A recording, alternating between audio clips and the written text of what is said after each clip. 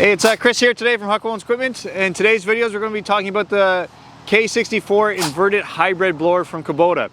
So in today's video, we'll do an overview of it, talk a little bit about it, get it into detail, and then we're actually going to take it out and demo it. So stick with us, and we'll do the overview first.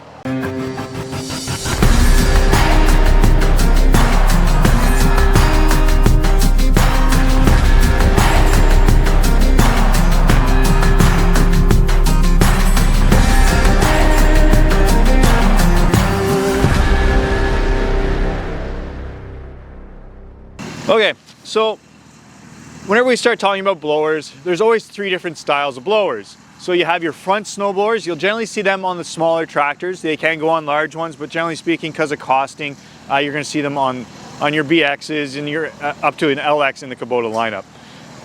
So that leaves after that your options of blowers that go on the back. So there's either the standard backup that lets you back up into snowbanks, or then the inverted here that lets you drop it and go forward. Three different styles. They all have their pros and their cons about them. I'm impartial. My favorite, and I've mentioned it many times before, are inverted hybrids. I think they're the best out there for the costing that you're going to see. It's what I love. It's what I love seeing people purchase. There is always some downsides to them.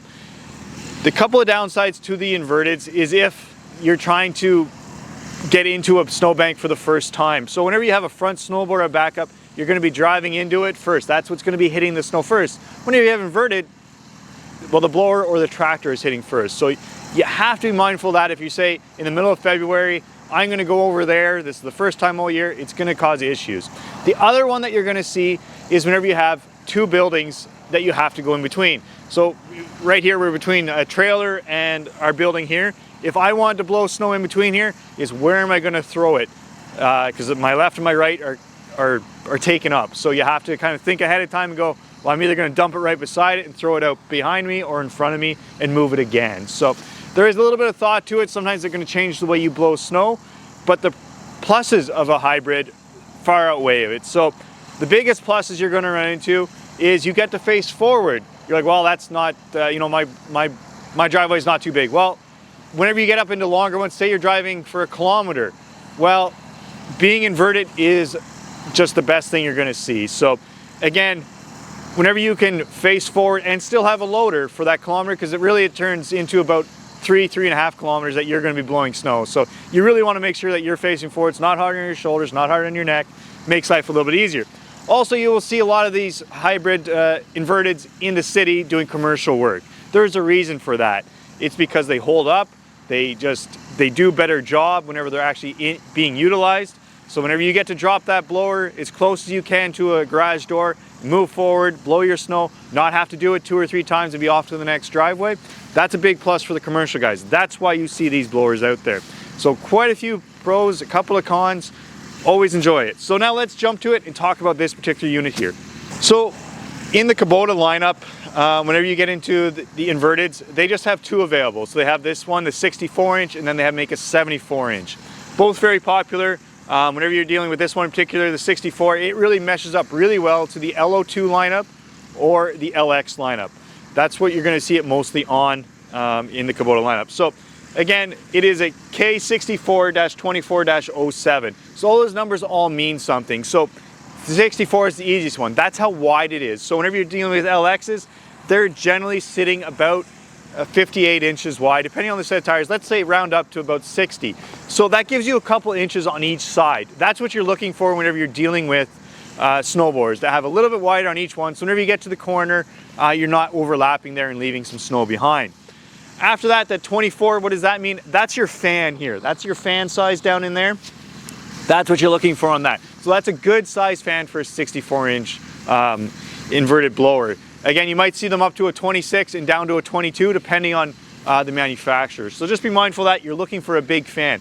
And again, that 07, what does that mean? That's that depth of the fan. So again, in there, that depth right there is 7 inches. Again, you're going to see some down to a 4 or even a 3. That's a pretty narrow fan. It's not going to throw the snow up what you're going to see on a 7. So I've also seen them as high as a 9. Again, you're going to need more horsepower again if you're going to be up to that. Whereas again, this is one on, like, you can go down to about a 25 horsepower. So It all depends on that size, but you're looking for a good sized fan, and that's what that delivers to really throw that snow. Some of the other key features you're going to want to know about a K64 inverted is how easy it is to get in here to move your shear bolts or change your shear bolts, I say. So on the PTO shaft, whenever you lift up this cover, there's one down in there.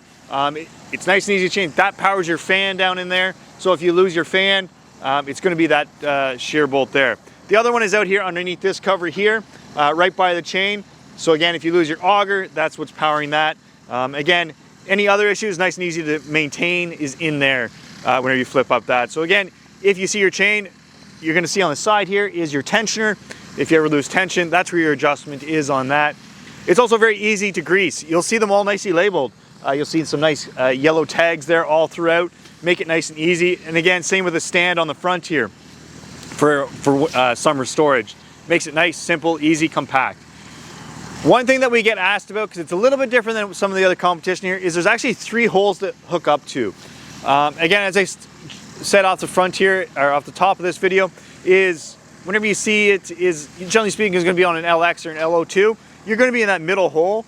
But again, if it's going on some other competition's tractor, I shouldn't even say competition, it's just going on a different style of tractor, it could potentially not need as much lift, so you're going to be on the top hole, or if you need even more lift, you could go on the bottom hole. And that's not to say you couldn't do that on an LX or something, but it suits it perfectly well, is on that middle hole, but you could theoretically adjust from there if you want to see this blower up higher or lower at its maxed and lower lift. Also dealing with the hookup of it is the top link. If you're dealing with that in the early parts of the winter, you're going to want to adjust that up to tilt this blower up a little bit so it's not as aggressive in digging in with that cutting edge, because you just don't want that to be throwing half your driveway on your lawn. So keep it kind of tilted up a little bit, keep it up a little bit. That's what these skid shoes really do with that flotation. You just want to make sure that you're operating this machinery correctly, that you're not digging in too much, and that you have a nice base to really throw that snow. And you're going to see that in the demo. As we move around to the back here, a couple of the nice little key features you're going to see, and it's very minor, is you have great visibility from that seat, is with these right here. So nice, simple, easy to see, but it lets you get right back. And it's, my God, is it cold out here today. It's probably minus 30 with a wind chill minus 40. So thank you very much.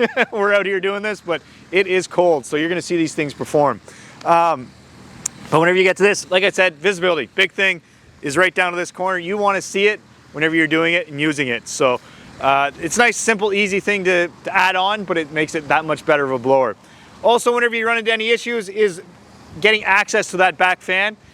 Nice and easy. This just spins up, and there's a couple of wing nuts kind of idea that you remove to get this down and get access right in there. Get right in there, and then you can get anything that's blocking that out so that you can properly utilize this blower here. So that brings the end of the overview. It taught you a lot about it, but everybody always wants to see these things in action. So let's jump right to that now after we warm up.